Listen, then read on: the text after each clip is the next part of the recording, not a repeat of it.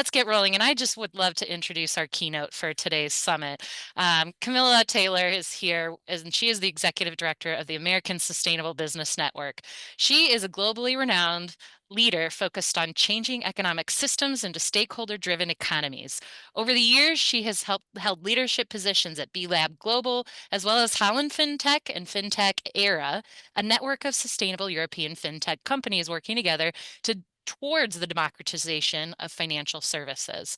When Camilla's not driving systemic change, which she is frequently, she is exploring the world with her husband and kids in tow. We are members of American Sustainable Business Network at GBEN and offer collective action opportunities to our members through ASBN as our partners. So thank you to ASBN. They have been a great support for our network, and we look forward to continuing to explore ways that we can help green business programs become advocates with ASBN. So I'm going to stop sharing my screen and turn it over to Camilla for our keynote presentation today. Thank you so much for being here. Oh man, thank you so much. That was really fun. One of my dreams in life is craft services. I just have this idea in my head that it will be like the Robin Wood, in Peter Pan when they're all pretending to eat food and this huge like smorgasbord appears and they have a food fight. In my mind, that's what it's like. So that would be my absolute dream. But thank you guys so much for having me here. Huge also thank you to Green Up. I think sponsoring spaces like this in this moment is so important, and it doesn't happen without fiscal support, right? So just huge thanks to them. Thank you to GBEN for having me, and just thank you guys all for being here. One of the things that I love about this ecosystem that we've all committed ourselves to is how it thrives on collaboration, which a lot of business spaces don't. Um, and so being in these spaces, I think, shows just a dedication to good business and to mission-driven work. So all that is to say thank you to the attendees, and you are exactly where you are supposed to be right now, which is always a really good feeling. I am Camilla Taylor, the executive director at ASBN. So what is ASBN for those who don't know? I'm so thrilled to see a lot of faces that I do recognize. Hey, Lacey, and which is always wonderful. So American Sustainable Business Network, we are an advocacy organization. And we advocate at the national level, so on the Hill, for and with the voice of sustainable, green, multi-generational thinking businesses.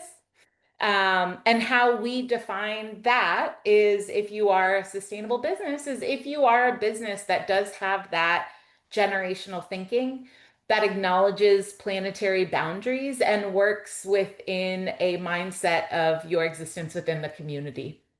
And so it can look different for smaller businesses or larger businesses. And then we also have the pleasure of coordinating quite a bit of local businesses and local business networks so that we're able to kind of build a neural network, if you will, to pass best practices. Um, and this leads really nicely into kind of what I wanted to speak with you guys today about. I probably rethought this speech 7,000 times in the past 2 weeks because of what's happening. So I'm going to give you the version of this update as it stands today and what is important to hear um, today. And I want to start out with kind of how I like to start out with businesses and how we start out the work at ASBN, which is just saying, how's business? And I have the pleasure of talking to business leaders every day. And so I think I have a pretty good idea of trends that come out. And I can say the trend right now is not great. We're not doing too great for a myriad of different reasons. Um, and that's really what we do is starting with the business case when we advocate, right? So the question really is, how's business? because you are a business, you need to make money, you need to be successful. And then why is it that way? And what can we do and what can we shape and create to make it a little bit better or to make it possible down the road for it to be better for other people. And so, what I want to do with you guys is we're going to go through a couple of kind of key policy priorities that we're seeing, talk about some trends that we're also seeing at this moment, with the objective of cutting through the noise, because there's a lot of noise, guys. There's a lot of noise right now, but we're going to talk about what's really important, and then I want to move on to kind of forward thinking, and the year that's coming up. So, how's business? And how is that business voice kind of shaping the moment? What we're seeing, and I'm going to talk about the national scale. What we're seeing at the national scale right now is it's defensive. We're straight defensive right now. Where it gets really interesting and kind of fun and hopeful is on the state and local level. And that's where there's some offensive happening. That's where you guys are coming in. Some of you guys in your states, you're doing it. You're doing good. But let's start at the national level. So, nationally, not great. Not great. And I think that what we're seeing policy wise really started when this current administration came in, and this huge push to deregulate or defund current institutions that exist so that they could no longer be supportive and that they exist in name alone. Um, we are seeing some things and some trends that we now can say for sure. So there is a movement within this administration around chemicals, that is I wouldn't say positive. We'll say not negative. How about that? We were able to safely defend safer choice within the EPA, for example. That was up on the chopping block a few months ago, and ASBN was able to rally 300 businesses to step forward, saying that this was not a cute thing, but that this was actually a pro-business initiative that was required for businesses to continue. So we were able to save that. It was cut pretty strongly, but it exists. Um, Plastics, we are seeing some plastics work, getting forever chemicals out. That's still kind of inching forward. There's not a strong conviction behind a lot of this stuff, but it's worth saying. We also are seeing an increased talk around pesticides, and this is becoming a bipartisan issue, particularly in agriculture and really deep in the agriculture world. The move away and looking to ban pesticides. We are up against a large industry voice that's obviously deeply vested interest in pesticides continuing. So there's a fight there, but there's a fight there, which is exciting. The Farm Bill is something that I think we're all being affected by. I think a lot of people in the last week or two, I don't know about you guys in sustainability, but I've been doing this for over 20 years. My mother still doesn't know what I do. You know what I mean? She's like, businesses don't do something good. What are you talking about? And so just recently with SNAP and everything that's been going on with SNAP, and I was like, that's in the USDA. Learning that that has a connection to farmers and all this work has been like, oh, that's what you do. And I'm like, well, kind of, not really, but we're getting closer. Um, no farm bill, skinny farm bill. That's the big debate that's going on right now. It is very torn. The farmers are currently pissed off, which is really good. The farmers have a very loud voice, particularly within the Republican Party. And so pissed off farmers are good farmers.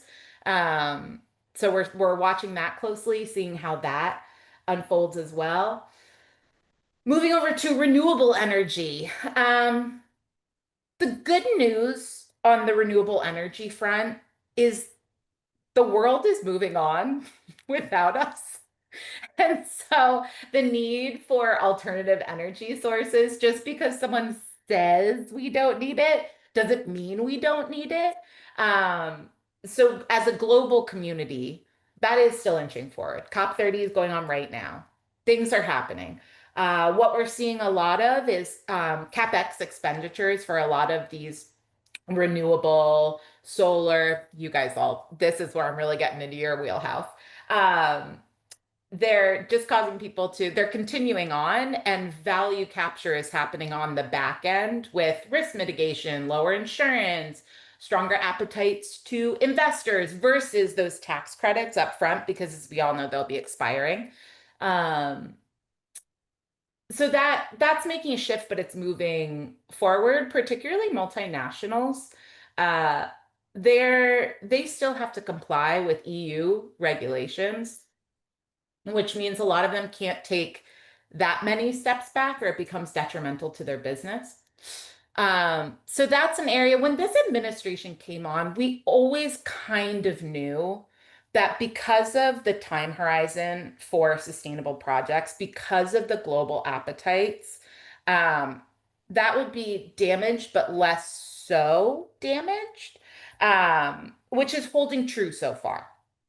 So we're seeing that.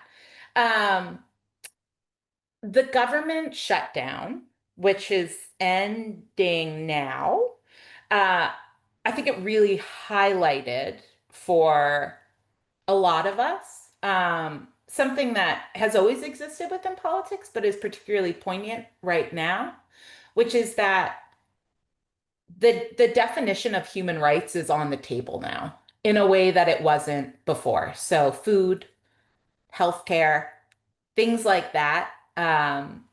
They're back at the drawing board.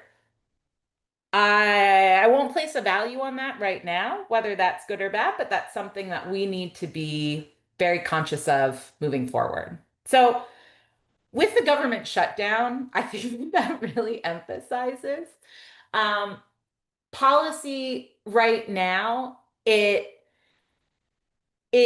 policy is always primary, but politics are getting in the way of policy at this very moment, and so I think we have some larger things to tackle. I want to really quickly just reflect on last week and what we saw happen last week, right? There's a huge sweep from the left, but it's not the fact that the left really won so many elections last week that I think is important. It's affordability that won. If you look at every platform that a candidate won on, whether it be in New York or Virginia, they all were on a platform of affordability. And I think us as conveners of the business community and members of the business community really need to sit with that for a minute and realize what the American people are saying and what they're feeling, which is that life is not affordable right now. And so anyone who's the people who won last week, they're now gonna hit the political wall, right? They now, as they all say, politicians are loved until the day they become a politician, and then you hate them because they have to deal with the machine and they have to deal with all of this. And so the fact that they're addressing it means this is what the American people want to be addressing, and that's how we all need to be speaking within the business community. So that the originally that recap was going to be me talking for half an hour. But as I evolved what I was going to say to you guys, as I said previously, policy only exists when the system is working. And we have a little bit of a bigger fight and a bigger opportunity, not to sound too terribly corporate right there, uh, that I think we need to address. And as a group to really set the stage for this moment, I think we should just sit with it for a second. And if you'll, I love history. I'm a big history buff. If you'll just allow me 1 second to do a reflection to understand this year that's coming up, I think we need to go back for a minute uh, into what is truly the great American paradox. that was not on my bingo card of life to have to deal with, but I don't think we have a choice anymore. I think it's at our feet and it's time that we dealt with it. So when I think of America and what we are, and when I talk with business owners and when I sat in finance and really working with financial institutions, something that I always go back to is, the idea of capitalism came around in 1850, right? It was a Frenchman, Louis Blanc, who first coined the idea, and then it moved over 4 years later into English and really took over in a lot of economic philosophy around. But the original concept of capitalism was an appropriation of capital by some to the exclusion of others. That's what our entire economy is based on. The amassing of money by some to take away from others. So it is the ultimate, you can't make the pie bigger, just get a bigger slice. Like that's what capitalism, as Louis Blanc said, was. And then just a few decades before that, when America was being designed and created and we won the war, in 1787, the Virginia Plan was created, right? And as I'm sure everyone go back to your third grade civics class, history class, originally the Constitution it is based off of the Virginia Plan. And the entire point of the Constitution was to fight abuse of power, right? That was it. And the horrible concessions that were made in the sake of fighting abuse of power are what built our Constitution. That's why we have these three branches. The entire point of it is to give power to the people, and yet we have an economic system that's strictly designed to strip power, because money is power, away from the masses. And that is America, right? That's where we all are. That's what we're existing in.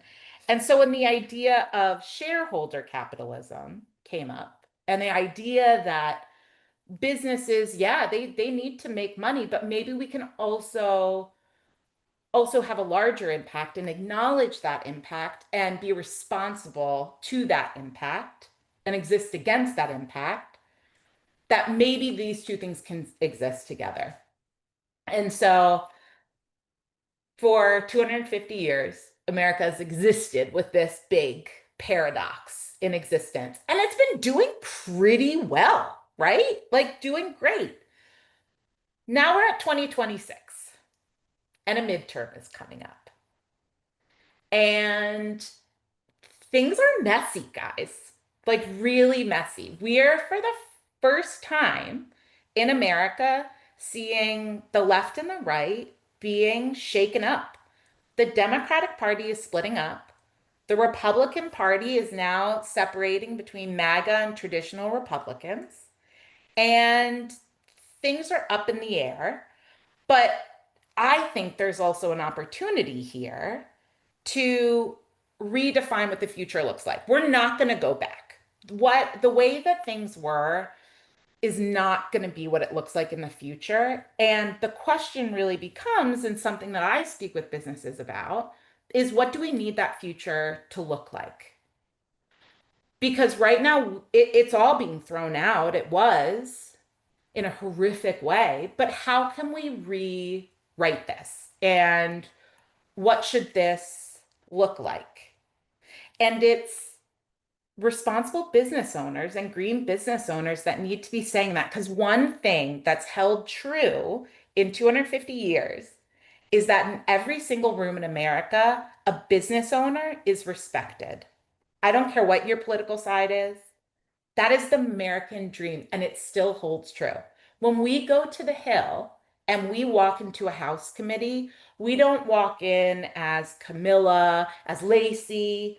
If you walk in as, because Camilla can be, oh, Camilla's a woman and she's a feminist, or I don't know. I don't know what I could be categorized as, but you know what I mean? But as a business owner, that's something more. And I think we all, as stewards of the business community, as members of the business community, Guys, we got to stand up with that. We can't we can't stay silent right now. We have to stand up because we are one of the few groups that can. And when we look at 2026, who are the candidates going to listen to? Because, guys, it is totally up in the air. Like anyone could come in and win.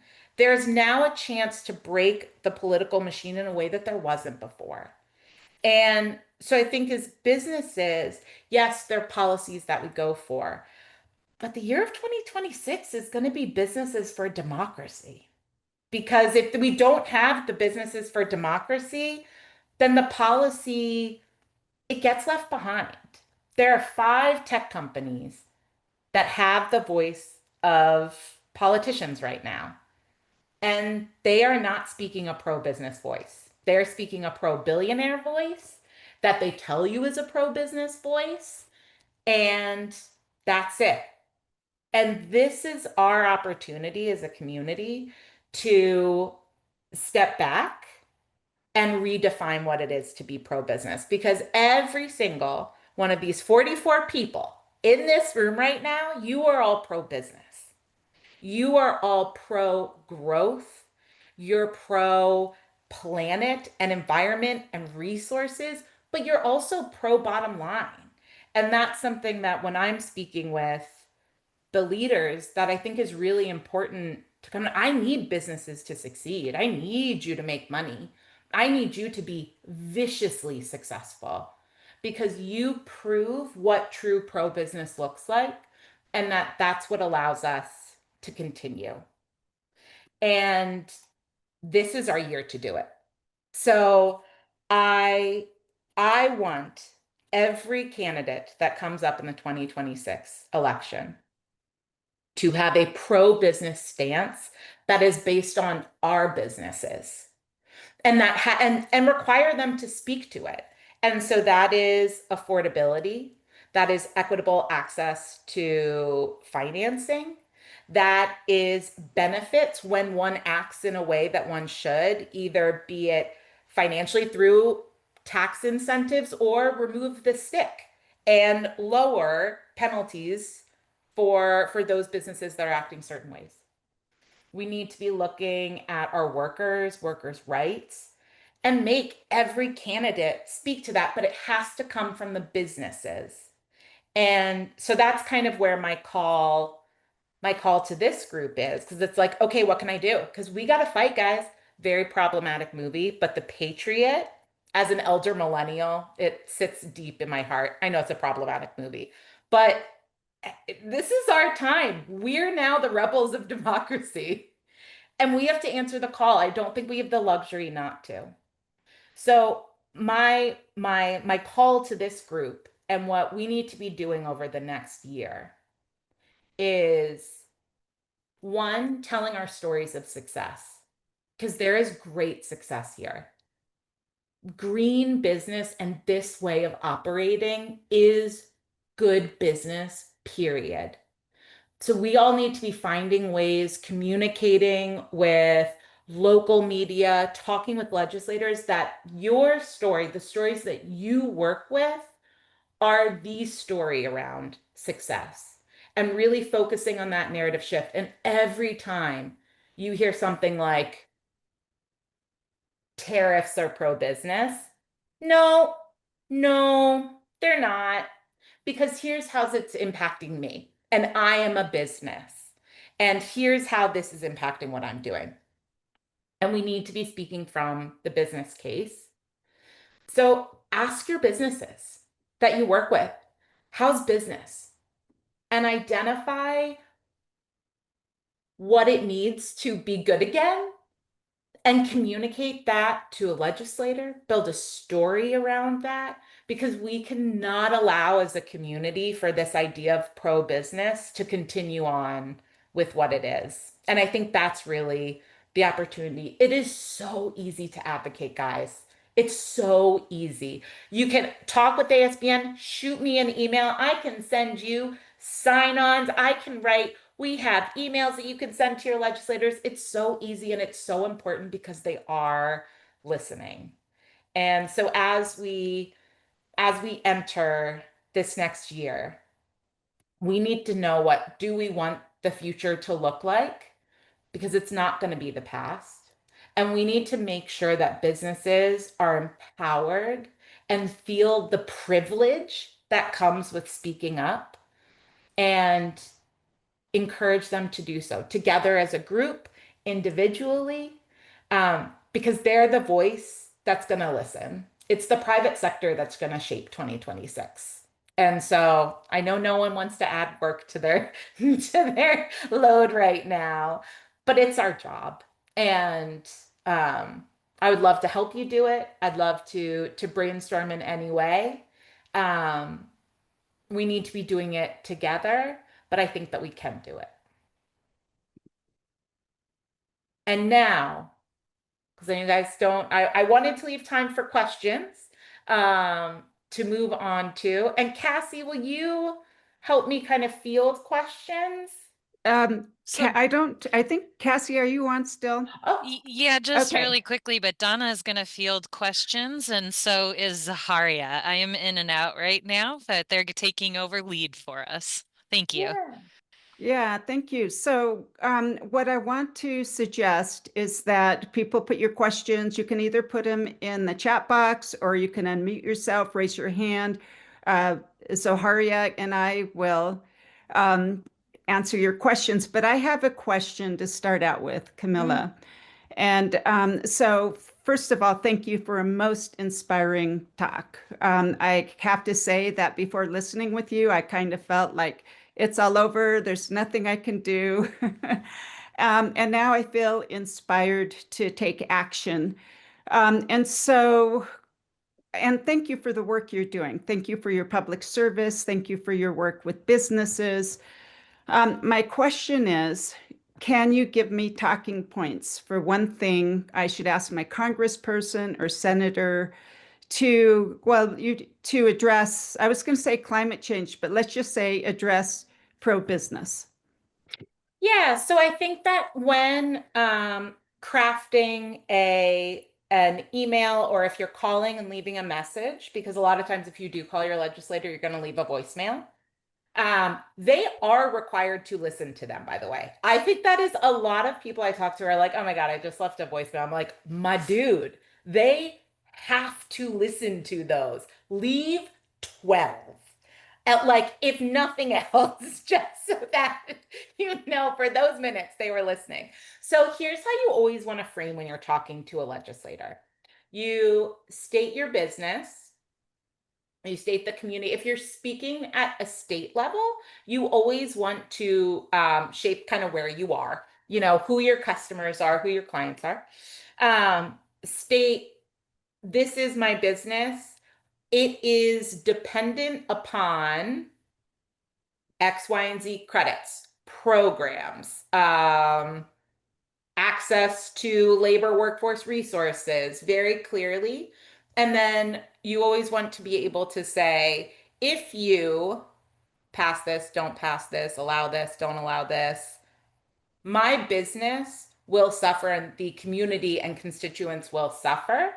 And we're aware of this, that this is what is going to happen to it. We at ASBN, for all of our members, we do legislative tracking. We have tracking boards that you're able to see kind of what we should be against, what's like ooh, a little bit iffy, but it's so early it will flip, and so we're just watching it. But it's really helpful to specifically state what they're doing. Don't just say like, you're an asshole and I don't like you, then stop doing that. You need to point to what specific thing that they're doing, and it is fully tracked, guys, and it becomes public record. Not that you said it, but it counts as a constituent. And so oftentimes we'll see civil servants, if they go against their constituents and the feedback that they're getting, that does become public and they're held accountable to it. Thank you. I'm sure there are a lot of questions. And Zaharia, I can't find the questions tab. So why, for now, why don't you just unmute yourself and ask the question? People in our audience. Yeah, Lacey? Sure. Hi. Thank you so much, Camilla, for your comments. My question is around the urban-rural divide, sort of in politics and how that plays out for small businesses, because most of the work that we do, I don't want to speak for everybody, and this is maybe an assumption, but at least in California, most of our programs are in more urban areas and supporting small businesses in urban areas. And yet the loss of small businesses in rural communities is almost more devastating to the community. And I wonder if ASBN works specifically on rural community outreach and, legislators or representatives from those districts, and if there's a way that we can help in those areas, even if we don't necessarily have a program in that area. Yeah, absolutely. So we work within rural areas, specifically in regenerative agriculture. It's actually one of our largest Yeah. verticals, and impact areas that we work in. One of the reasons I love the regenerative agriculture space, not just because I learned that the soybean farmers are like the mafia of the ag world, which just is a fantastic fact to hold in your brain. But because it's one of the true bipartisan areas. And I would say it's one of the few spaces that I really see compassion, where like the best of us is kind of shown. And so the question about what to do, it's amplifying. So what you can do in urban areas and a lot of support and what we see in rural areas is they just don't have the time or the accessibility to their legislators. They're not as connected. I think it's because they're truly not smushed together. Um, and so giving them a voice, I think if you guys have networks, if you have newsletters, do interviews and just get the word out there. It's also really great finding partnerships in here. So, for example, if there's a particular bill or something that's really impacting you that you feel would translate to the to the rural communities. So I'm thinking immigration issues just off the top of my head. Obviously, there is a lot of around energy as well, affordable, clean energy, etc.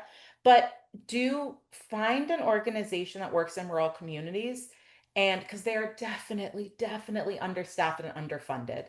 Um, to do a business case with them and talk about the urban rural impacts that are going on. Any way that you can focus on narrative shift with those groups really supports quite a bit. Thank you. Okay. Thank you. So yeah, I think we should have, please like raise your hand if you have a question, and then we'll just call on you so that we make sure that people don't talk over each other. So, if you have a question, please.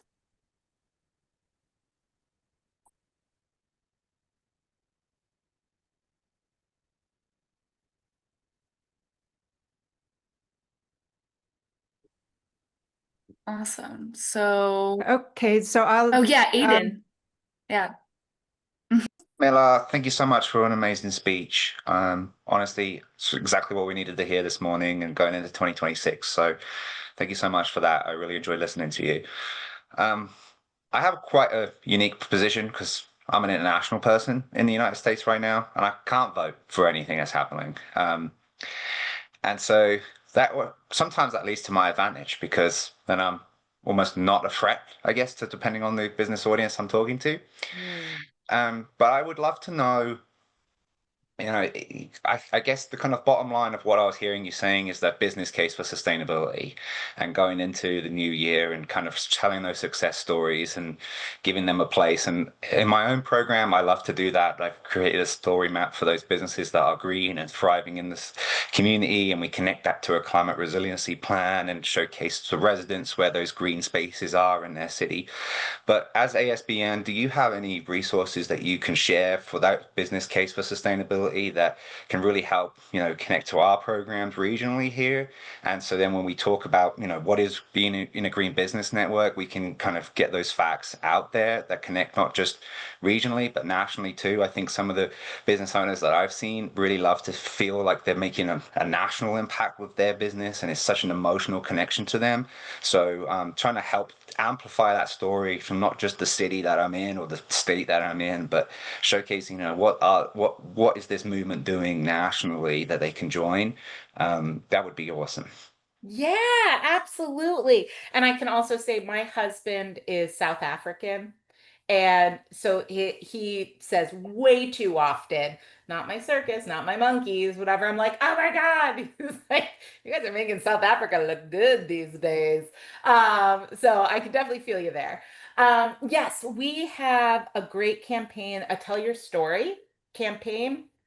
And we work with a lot of media. We are marketplaces, kind of their main filter for business stories and impacts. We work with Bloomberg. We work all over the country as well. So, our Tell Your Story campaign, understanding what this group wants. We also work a lot with house committees on the Hill if people feel like trucking out to DC or virtually joining. So our Tell Your Story campaign, we've specifically have it shaped in the way that helps businesses really kind of understand and process. Kind of what I was saying to Donna, like not just say like this is crap, but to actually really move through and say here are the real impacts that we can then work with the media. And we're being called every week, depending on what's happening, being called regularly. And so, any way that we're able to amplify those particular stories and get those out, and I can share it with you. And um, I'll share it for you guys to be shared out afterwards. We basically created Tell Your Story. It started around tariffs, and now we're able to really meet the moment as they happen.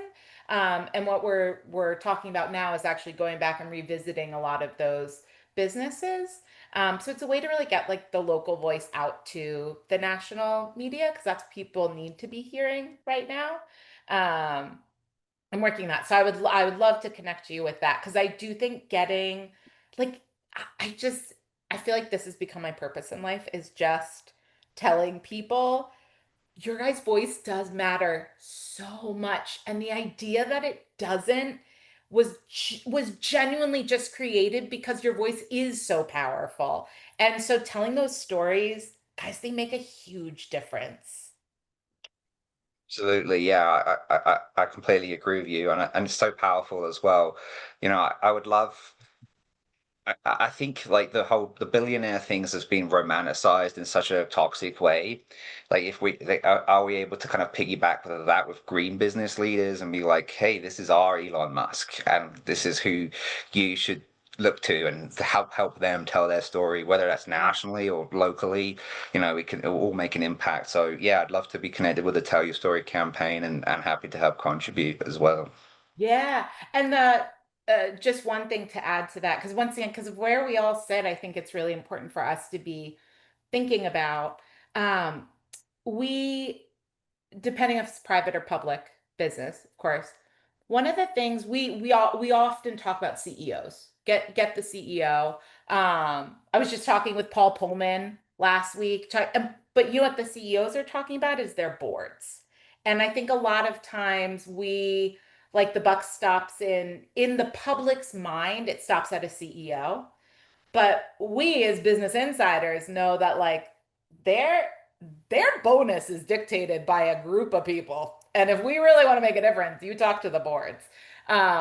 And discovering how to. And that's something that we tackle with a lot about is getting in front of the boards to really be able to openly talk, to de-risk a lot of this advocacy, to work through it. And I encourage everyone to do that. Be a CEO's best friend and help them with their board, because every CEO needs help with that. I don't care how good your board is. They're all mildly afraid of them. So just another plug for reaching out to boards. Awesome. Thank you. I love that. Thank you. Tristan. Hey, I just wanted to ask a question, also share something. So in the city of Irvine in California, we have our first community choice energy provider ever. And it's been a little challenging back and forth, but we've had some success because we have measures around energy to get businesses to actually know that these things are coming up to vote. So I wanted to just share, I really encourage you to sign up for your city's website and to get the agenda to be tracking some of these things, because a lot of times we don't know that any of these things are up for vote.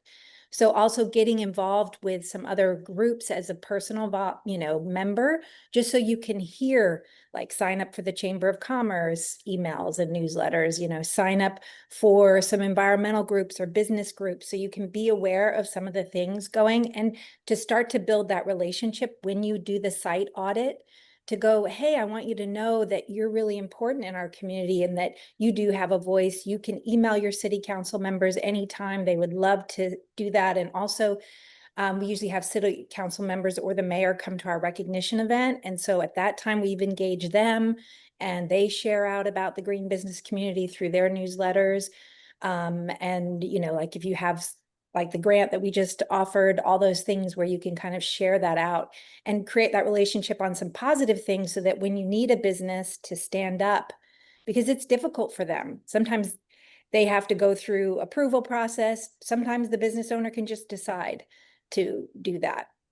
And a lot of times they haven't really ever had a positive experience sometimes working with the city to get their permit, or the tax was wrong and they had to, correct that with their, so I'm just saying to let them know that there are positive experiences, and that we've even had city staff come tour their business and get recognition that way. So those are really important things. But I guess my question to you, Camille, is, I think we advocate really well if there are people that are traditionally pro-business, but I can tell you, being at city council meetings now, they say things like we're paid lobbyists. They say we don't live in their city. They say all these really, really negative things as well. And so it's, and that they're the only ones that are fiscally constrained, and that environmental programs cost more money, and, so on and so forth. And they shut you down if you're like, oh, it's a return on investment. And look, they're saving now and it's building up. Yes, they did have to spend $500 or $1,000 to install this, but now they're going to be saving money here on in. And so it's really challenging to find the messaging anytime you are, talking with certain council members that have already made up their mind that this is the only way. Yeah. Yeah. So my two thoughts on that. One, if I could change anything, it would be quarterly reporting. If someone was like, Camilla, you get to make one executive order that would change business. For me, it would extend the time horizon for reporting, because I think it's asinine that a CEO and leadership is given 3 months to succeed, and beyond that that's the biggest challenge we have in sustainability, is the fact that success is given in these tiny micro chunks. So that is just say, yeah, I fully agree. And the answer that where I have seen what I've seen work is you need numbers. And so it's not just one solar company coming and saying, hey, I need this program to exist. You need to build, and they don't need to be there at the meeting, but to be able to give, here's one person that's speaking, and there are 50 other businesses that have signed on, is really, and that takes relationship building. And I do think this is where grassroots is so important, to come in and really have those smaller connections, because people have to find us, right? ASBN has been around for 20 years, and I'd say most people know who we are in the business world, but sometimes I do run into people and they're like, "Oh my God, I've never heard of you." I'm like, "Really? Really? We sit in the same space." And so I do think creating that grassroots kind of connections that really know the people so you can be hitting at different altitudes is super, super, super important. But at the end of the day, it's numbers. You can't say one business succeeds. You have to say 100 businesses do. Thank We are you. at time, and so I wanted to thank you once again for a most inspiring and informative talk. And if people do have questions, can they email you if they Yeah, have I further put my email questions? in the chat, and please send over any email. I love jumping on a meeting, getting to talking to people and seeing what they're doing.